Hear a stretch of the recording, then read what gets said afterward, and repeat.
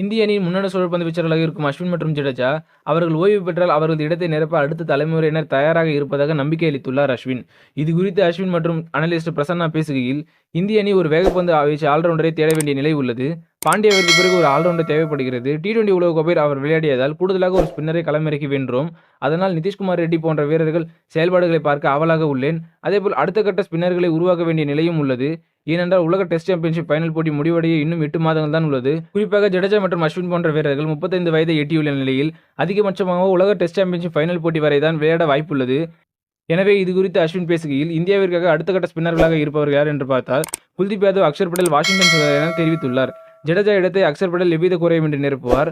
அஸ்வின் இடத்தை வாஷிங்டன் சுந்தர் நிரப்புவது சிறிது கடினம் தான். கிட்டத்தட்ட 27 முதல் 30 ஓவர்கள் அஸ்வின் வீசினால் கிட்டத்தட்ட 5 விக்கெட் எடுக்க முடியும். அதேபோல் பேட்டிங்கிலும் அஸ்வினை போல் வாஷிங்டன் சுந்தரால் நிரப்ப இயலும். குல்தீப் யாதவ் ஒரு முழுமையான ஸ்பின்னர், அவர் ஆல்ரவுண்டர் கிடையாது. எனவே சுழற்பந்து வீச்சாளர்களாக இந்திய அணி சிறப்பாக கட்டமைக்க இவர்களால் முடியும்.